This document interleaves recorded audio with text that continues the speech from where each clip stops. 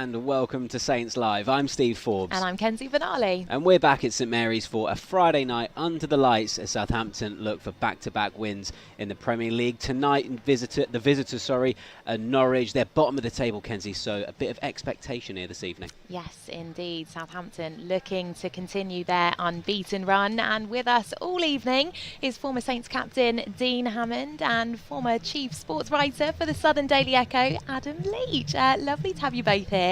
Adam, your first time with us in person as well. Yeah, I know. It seems weird having sat in my spare room at home doing Saints Live on Zoom for, 2 years almost now. To be here in person is great. And it's, bearing in mind this was a place I spent probably way too much time at for 20 years of my life. It's the first time I've been back in almost 2 years. So, yeah, it's great to be here and to see all you guys in real life. It? Really lovely to have you here. And Dean, great to see you again and probably still on a bit of a high from last weekend. Yeah, definitely a brilliant result against Everton, and like you say, it's lovely to be back here. Lovely to have Adam here, and brilliant to be back at St Mary's under the lights, and looking forward to a good game tonight. Both. Well, let's get into it. So the team news will be coming up in about 15 minutes time. Roman Perraud, he's back in contention after his bout of COVID, but Lianco, Nathan Teller and Alex McCarthy are all still missing. So Dean, given that, and after Saturday's impressive win against Everton, are you expecting any changes tonight? I'm not, Steve, not really. I think there is options in the squad. We always talk about that, and the manager has the luxury of that, but the team are performing so well at the moment, and not only performing but getting the results as well, and it's been really, really impressive. And I'm sure the players are enjoying playing with each other at the moment. The system seems to be working. The partnerships around the pitch seem to be working. And a different type of performance on Saturday at the weekend as well. You know, the first half wasn't fantastic, but the second half was brilliant, and the work rate of the players and the intensity and the willingness to really commit to win the game and see the opportunity to beat Everton. So yeah, I don't expect any changes tonight. I'm sure the players will go out and they'll be looking forward to this, playing, like we say, under the lights, St Mary's. Hopefully a brilliant atmosphere like it has been here of late. It's been fantastic. The fans have played their part, they really have, and looking forward to the game. But I think the manager will send the same team out with the same instructions to go and win this game tonight. Adam, what about you? How do you see Southampton lining up then? Because obviously the only change last week was the forced change of Roman Perraud. Tino Livramento came in. Bit of an interesting one. What do you think is going to happen there? I'm with Dean. I don't think Ralph will change it. I think he very much sticks with if you've got the shirt and you've earned the right to keep it, then you keep it, which I think is the right way to manage the team as well. But it is an interesting one. I think the fullbacks for me are the really interesting one. From a personal point of view, I prefer really seeing Perraud at left back, because I'd like to see a left back at left back and a right back at right back. But you're not going to drop Kyle Walker-Peters after that performance. Tino Livramento's got back in. I feel a bit sorry for Kyle in many ways, because I wonder if, again, he might eventually end up being the guy who, through kind of no fault of his own, ends up dropping out in time. But for now, he has to stay in the team, and I think the team has to be unchanged. Well, on last week's match for a little bit. As we said, it was an impressive win against Everton. Dean, you said after the match that it was the best performance you'd seen of Jan Bednarek. So what specifically was so impressive about that performance? Like I say, I agree. It was the best I've seen of him. He just seemed really assured, really confident in his performance. His awareness and his reading of the game was excellent, and as we're seeing from the highlights, in one-on-one situations he defended it really, really well. He made good decisions. He was played on that front foot and was really, really aggressive, tried to get in front of the striker. As we can see, another good interception, and it just showed that his concentration levels were really, really good. He was reading the game, he was on the front foot, and that's really, really important for Southampton in the way they want to play on the front foot. They want to press the game, they want to win the ball back, and they want to counter-attack teams at pace. And when the two centre-halves do that, I think it makes a huge difference. And Bednarek was excellent. He really, really was. You can see from this that he doesn't need to make this challenge, but the pace he runs at, the commitment there to just let the forward know that, look, I'm here. You're not getting anywhere near this. I'll give a corner away, but you know, he played very, very well at the weekend. And the partnership he's having with Salisu, I think is fantastic. It really, really is. And you know, he came off against Manchester United, you know, a precaution. Jack Stevens came on and did really, really well. So there would have been some pressure there in terms of Jack's performance. But he rose to the occasion, and played very, very well. And it was fantastic to see, because I think you know, sometimes he kind of gets forgotten within the team, and we expect him to play well. He's been at the club now for a few years, but I thought he was exceptional at the weekend. Another player we have to highlight, Adam, is Shay Adams. He might not have got on the score sheet, but he was just everywhere, wasn't he? I mean, he had more touches of the ball in that game than any other game so far this season. I think, Kenzie, when you look at Shay Adams this year, he's really just come on leaps and bounds. He's outstanding. I think probably a lot of people wondered what would happen to him when Danny Ings left. How would that affect Shay, really? Because they were looking like a really good double act up front together. But I think actually for Shay, having Brozier there has actually changed the dynamic that Shay then brings to the team. He's kind of, I think when Danny was there, he felt a lot of the time that he had to kind of be the target man. He had to play in and around the sort of the last line of defence. But now, because Brozier's so good off the shoulder of the centre halves, he's got this freedom to kind of drop deep, to link the play. He's very strong. He's technically good. He can hold the ball up well, and he's become such a good link man. It's a completely different game. It's a totally different dynamic and different partnership. But I think what we've seen from Shay is a vast improvement in his all-round game. And I think that those moments that you can see where he's come in, he's showing for the ball, he's taking it in his feet, he's winning cheap free kicks, he's allowing Brozier and some of the midfielders to run on behind him and break through.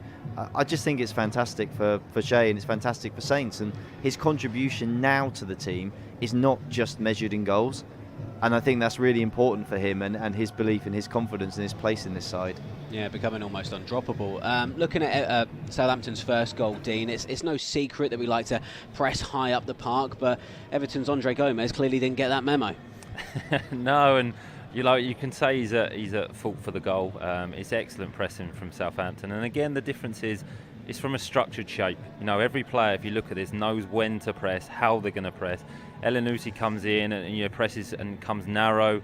Oriol Romeo's on the front foot from midfield and breaks and wins the ball back, and it ends up being a fantastic goal for Southampton. You know, the interception, it's just the pace that Southampton do it, and that they set the trap. It's almost they're waiting for that opportunity where an Everton player's maybe not had a look over his shoulder, not scanned, not aware he is on the pitch, whether he's going to play backwards or try and turn. It's really, really good play and intelligent play for the Southampton players because they're very aware of it. They don't do it all the time. It's not reckless. It's not we're just going to press the ball. They wait and they're patient, and that opportunity and the goal was created by that discipline. And it's a brilliant goal as well. You know, the pass from Oriol, the timing of the pass again, we spoke about that. You know, he's been exceptional as well. Shay Adams has that touch where sometimes he try and play first time, and then Stuart Armstrong settles himself, and it's a really, really good finish. So, you know, Southampton in the second half particularly, whatever Ralph said at half time really, really worked because they pressed really well in the second half, and Everton just didn't know what to do really, and they looked a class above Everton, and that's really good praise because Everton is a big football club. They're struggling at the moment, but they do have some good players, and Southampton looked exceptional at the weekend, in the second half particularly. Well, Adam, we cannot speak about that match without mentioning Shane Long. I'm sure with 7 minutes to go, when Ralph put him on, he was expecting him to kind of keep the pressure on the Everton defenders, and he only goes and heads one in with his first touch. I mean, brilliant for him. Oh, an amazing moment for Shane. And I think what's quality about it when you look at it is the fact that he's managed to pull off the I'm not even remotely surprised look on his face as part of the celebration, because I think most people would be quite surprised to score with their first touch. But yeah, I mean, it's a great moment, and as you said rightly, Kenzie, I mean, that's not why Shane was brought on. He wasn't brought on to score a goal. Really, in that situation, he was going to be doing his normal thing, running the channels, doggedly closing down defenders, adding that real fresh legs in those closing moments. But you've just got to take your hat off to Shane, haven't you? Really, I think overall, because I mean, he's had a lot of stick in his career, definitely. But he's kept going. He's kept plugging away, and he's one of those guys. Yeah, okay. If you're being brutal, you say he hasn't scored enough goals, and if he had scored more goals, what a top world-class international player he would have been. But actually, he's made the most of everything he's got. He's ground every last ounce out of his career, and you can only admire people like that in life in general. And so fair play to him, and he deserves some of these moments because he's worked hard enough to earn them. Yeah, the stadium it erupted, didn't it, when that goal went in? We did as well, didn't we? We leapt out of our seats. Definitely. Well, anyway, Ralph was asked about that win over Everton in his press conference, and here's what the boss had to say.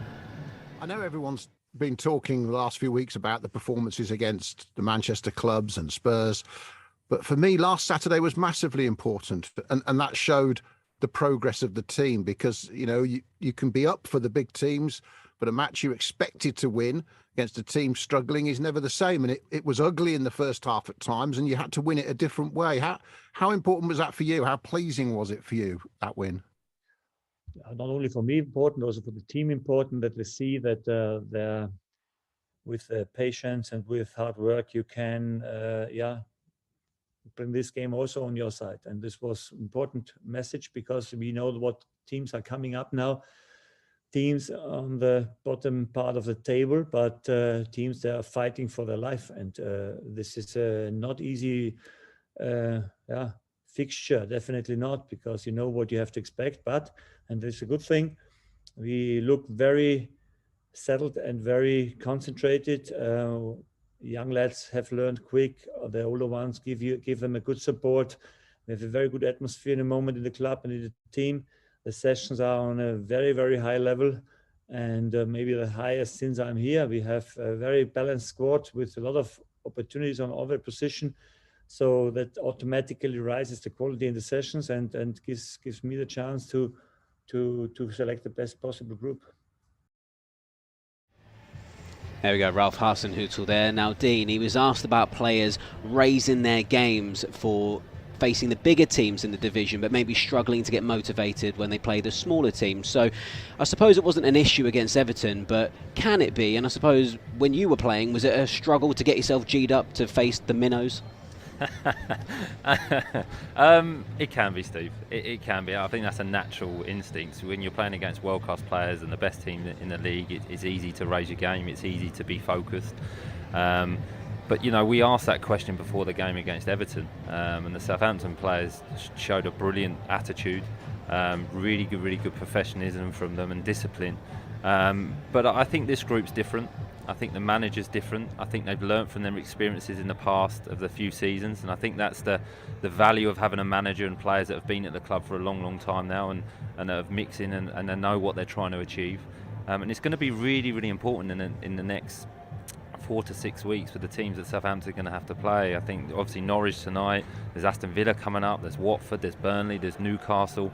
And Southampton could do something quite special this season, I think. And there's an opportunity now against these lesser teams, so-called lesser teams, that are having a harder season to pick up more points. But that's easier said than done. But I said it after the game at the weekend when we talked and touched about the game tonight. It's all down to what Southampton do. If Southampton play how they've been playing in the last 4 or 5 weeks, then they will beat Norwich tonight. But it's repeating that. It's repeating that performance. And going out there and starting the game on the front foot and doing the right things and doing the basics really well. If you do the basics well in the game, then you've got a better chance of winning the game, because your quality then comes out later on when you feel that confidence, when you're in your rhythm. So I think it can creep in, but I think the manager touched on it in the interview actually, where the experienced players are really important within the group. He mentioned that the training is excellent at the moment. The standing in training is brilliant, and that just bodes well for competition within the team. And if you've got that standing, that competition, then players will have to stay on top of their game, which improves performances. So I don't think it will happen to Southampton in this current moment. Well, let's head to social media, shall we, before we bring you the team news for the first time today. Lots of you getting in touch, which is always great to see. Thanks for those of you who have sent in comments so far. Let's hear from Lee Amos, who sent this one in. He says, should win, but we are expected to. Can't take it for granted and got to stay professional. Liz on Facebook, hello to you. She says, come on, you Saints. I was at the Carrow Road game and we chucked it away. Big win tonight, please. Thanks for that one, Liz. And Rob Cattist on YouTube. He said his comment just loading through. He says one of our early goals tonight would be nice. It certainly would be nice to get off to a good start. David Griffiths also left us this comment. Watching from northern Spain. Oh, glorious. It's freezing here in Southampton. He says let's not be complacent and approach the game with the same attitude as we have our recent games. All right, well now then it's time to bring you the team news. We can now reveal that we are unchanged from the win over Everton. So let's just take you through that team once again. In goal, Fraser Forster. The back four, Carl Walker-Peters, Jan Bednarek, Mohamed Salisu and Tino Livramento. Looking to the midfield, it's our captain James Ward-Prowse and Oriol Romeu. Out wide, it's Moy Elianusi and Stuart Armstrong. And then, of course, up top, it's Armando Broja and Shay Adams.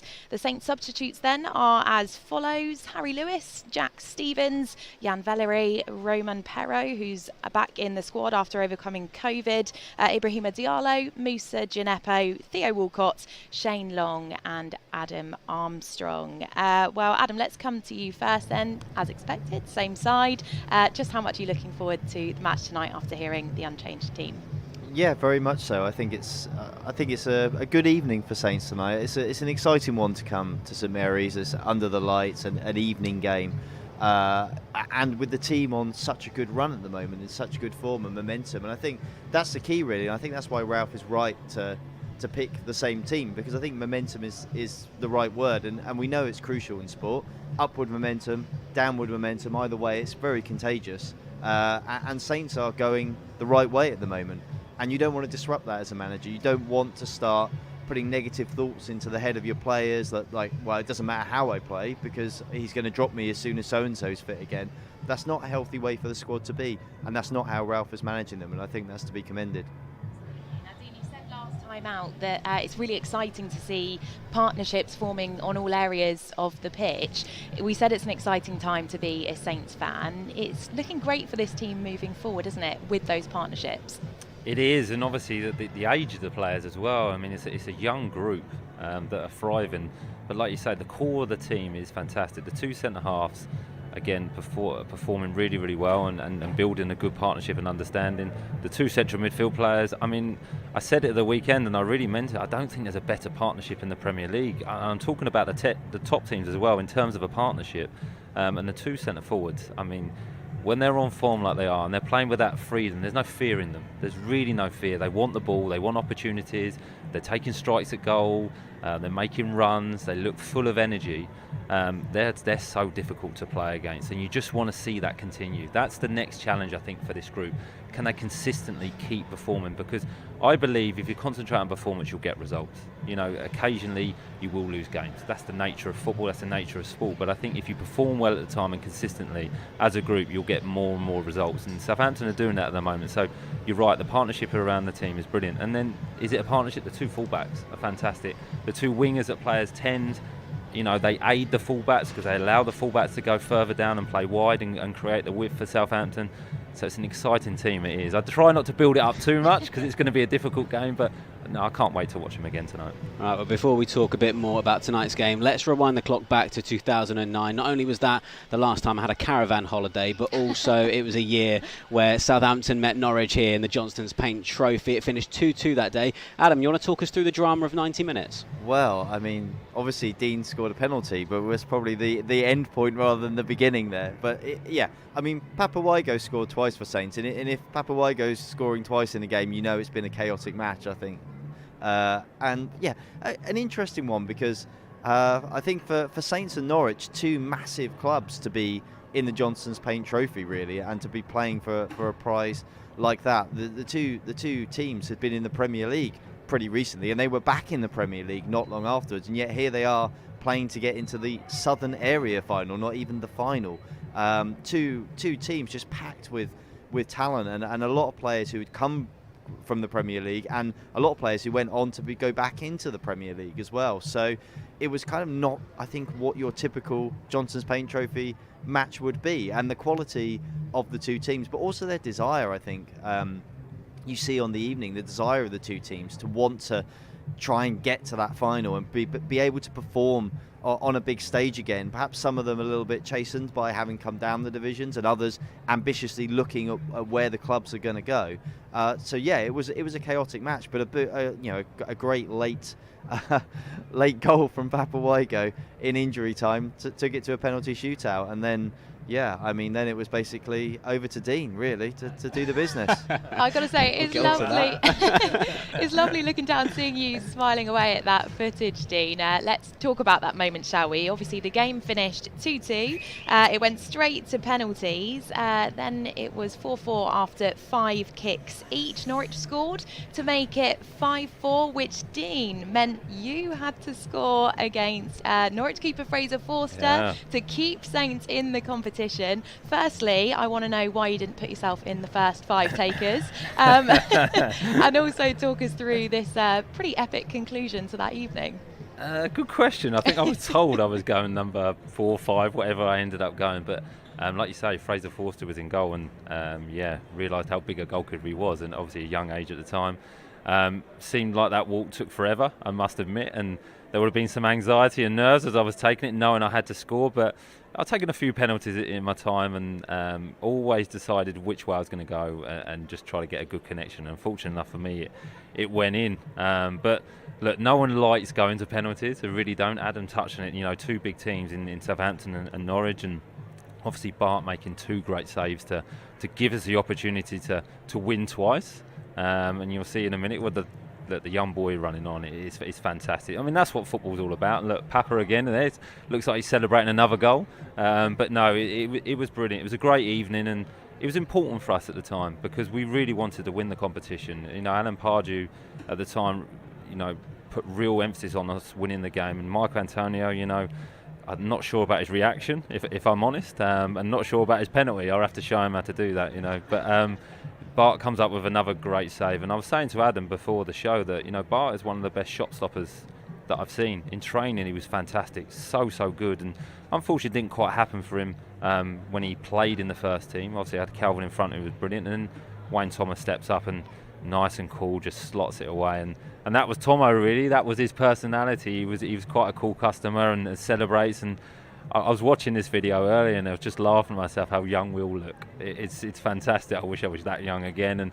And the celebrations, they're not fake. That was real. It really did mean something to us. And I remember the celebrations in the dressing room. Unfortunately, we realised we'd only got to the area final and not actually the final at Wembley. And we went on to play MK Dons, but 2 brilliant games as well. So it was good memories and a brilliant competition for us to win the game. Yeah, great. That was also about spirit that night, Dean, and spirit is what that team that you played in had in abundance. I remember after the game, Alan Pardew said it was the worst you played for quite a long time as a team, not you. I think he was talking about me as well, Adam. I think. Yeah, Dean was just awful. I think I gave him a 2 that night. Careful, he's in person. He can swing a right hook at you when you're in real life. Oh yeah, damn it! I forgot I wasn't on set. No, but actually what got you through that night was the spirit, and that was what kind of was the characteristic of that team, wasn't it, really? It was the spirit that you guys had that kind of lifted you through the divisions and carried you, so far. And I think that was what we saw that night in abundance. Weren't quite at the best, but against a good team, dug in and found a way. And we did that a lot, Adam, during the season at times. We played some great stuff that season, the following seasons when we got promoted. But it was about spirit, it was about togetherness, and there was a lot of players playing in the Paints Trophy that didn't play in the league team. I think we looked at it in December, and in January you got to think Lee Barnard came in, Jose Fonte came in, Jason Punchin came in, but we were still in that competition, so the team changed a bit. So there was a real togetherness in the group, and that brought the success as well. Do you see any of the same kind of togetherness in the current team that you had back then? Great question, Steve. I can. I think this group is the blend is brilliant. I think the manager's got that right. The youngsters are doing really, really well. The experienced players are doing well. And I think the blend comes from the experienced players accepting the younger players and the younger players respecting the older players. And I think if you can get that in a dressing room, it works. It really, really does. If you don't, and there's a conflict and there's cliques, then you can have problems. But I don't see there's any cliques in this team. And I think players support each other. If Adam touched, if a player comes out of the team, I think the player coming in will get the support from the rest of the group. They don't question it. They might not agree with it, but they don't question it. So I think there's a lot of respect within this group. Now, Adam, Norwich actually achieved back-to-back promotions a year before Saints did, but where Southampton have been in the Premier League non-stop since 2012, Norwich have gone down 3 times and potentially a 4th this year. So what is it that Southampton are doing that Norwich aren't? Because they're relatively similar in terms of size of club and catchment area. I think what Southampton did so well is they managed to ride out the first 2 seasons, because I think that's a really crucial bit. Because when you see teams come up, kind of one of 2 things generally happens. They either continue this amazing momentum and they keep going up and up and up and up and up, and they have these incredible starts, and then it kind of fizzles out a bit, but they've normally done enough to stay up. And then second season, often it's a lot flatter. Or you get the teams that come up and they just flop. The players just can't quite handle the added intensity, athleticism, pressure, technical skills required, whatever it may be that's in that squad, and they kind of go back down. Norwich, I think a lot of people would say, deserve a lot of praise, because they've been yo-yoing, but they've never bet the mortgage on staying in the Premier League. They've always just said, look, we're going to do this within our means. We're going to believe in our way and our philosophy. Unfortunately for them, because I think most of us would agree that's the sensible way that a football club should do it, unfortunately for them, it hasn't quite worked out as of yet. Saints didn't do that, but we were talking about the quality in the Saints team, and I think that was the key. They actually had a lot of Premier League quality in the team coming into the division. Then they took forward that momentum. Then they kind of changed manager. They brought in a few new players, and they kind of evolved. And yeah, they've had a few scrapes. We know that they've survived by the skin of their teeth a few times in that period of time since they've been back up. But they've kind of always believed in a philosophy, in a way to do things, and they've kind of just backed that and backed themselves. And there's been some ups and there's been some downs and there's been some twists and turns in the way that they've done things, but they've kind of had that underlying philosophy that stays there. And then obviously most recently, for the most recent years of that, they've appointed Ralph. They've got a great manager, they've got great stability, and that's really important to try and keep the team up there. Yeah, very important indeed. Well, let's take a look at the form table for the last 6 games now. There it is. Southampton doing really well in 7th. Looking at today's opponents, Norwich, then, they're not doing too badly either, actually. They're in 11th. Burnley and Newcastle both in the top 10 too, based on the last 6 games. And some of the teams at the bottom have really started to find form, with Watford, Leeds, Everton and Brentford all struggling. Looking at the real league table then, despite their good form, Norwich are still 5 points from safety and have, of course, played a game more. I mean, Dean, have they given themselves too much to do, or can they still stay up? Well, they've given themselves a chance, Kenzie, but if you look at that, after 25 games, they've got 17 points. What's there, 13 games left? I think they're going to at least need to double the tally they got now. Will they get to 34 points? I think they're going to need at least that. I don't think they're going to. So I think it's going to be difficult. But what I think they have done is they've recruited a really good manager in Dean Smith. And like Adam touched on, it's a club that is forward thinking. So they're thinking, okay, if we're not going to survive this season, how can we build on what we've already built upon in terms of the recent years? And how can we go to the Championship and give ourselves a chance of bouncing back with a similar group of players? Because they seem to maybe sell one player, keep the squad together, recruit pretty well for the Championship, and seem to be too good for the Championship but can't quite get it right in the Premier League yet. But they have had a resurgence. Had a brilliant result away at Watford when they won 3-0. I think they played pretty well at Anfield at the weekend. They lost 3-1 but were 1-0 up, and that's difficult at Anfield. So they're not a poor team. They've given themselves a lot to do. And the other thing they've got going against them, the teams around them, say Newcastle, Burnley, have picked up 2 brilliant results. Other teams are picking up results, so that points tally becomes a little bit more each time. And are Norwich going to go and win 5, 6, 7, 8 games to the end of the season? I don't think so. So I think they're going to struggle this year, but I think the appointment of Dean Smith is a good appointment. Adam, we're seeing the bottom of the table there, and Southampton actually play the 4 bottom sides starting tonight in the next month. But looking at the top where we are in 10th position, how do you assess where Saints are right now? Satisfying to say that, Steve. Looking at the top where we are. Yeah. I mean, obviously, it's a great position that Saints have got themselves into now. Yeah, I mean, the fixtures that Dean underlined earlier that are coming up, there is a real chance here. You've got to take your chances in the Premier League, and when you've got that momentum I was talking about earlier, you've really got to make the most of it. When the fixtures come up that are kind to you, you've got to keep piling on the points, piling on the pressure on the teams above. For Saints, it's pick them off one at a time. Brighton obviously are in very close striking distance, and then you look further ahead, you look at Tottenham, and Wolves, and you think, well, okay, they're a little way away, but they're there. They are reachable. West Ham, once you go above West Ham, it's probably quite hard. But frankly, I mean, there's still a big gap there. But if you put another 3 wins out of 4 on the board here, you're going to be looking at those sort of teams realistically and thinking Saints might be able to catch them. Well, Tottenham are definitely catchable at the moment, aren't they? Well, absolutely, and I think that we're seeing plenty of wavering form from a lot of the teams up there. There's not a lot of teams in there that are consistently putting wins together when you get outside the top 4. So there's a chance for Saints, but they've got to keep on winning, and that's the key. I think we all feel that a top half finish for them this year represents a very good season for them. So everything else they can pick up above that is just a massive bonus. And if they could kind of, I think in my mind, I think when you hit that position like 8th, because they've been up and around that position before, you start to say that's real success, because you're kind of getting to the point of kind of, is there a bit of a glass ceiling that you can go that much further? And if you're saying that you've reached kind of the top of where you feel like your ceiling is, wow, I mean, you've had a great year. Most definitely. Well, Boo's rearing up behind us. The Norwich keeper's coming out to warm up. You might be able to hear the fans there.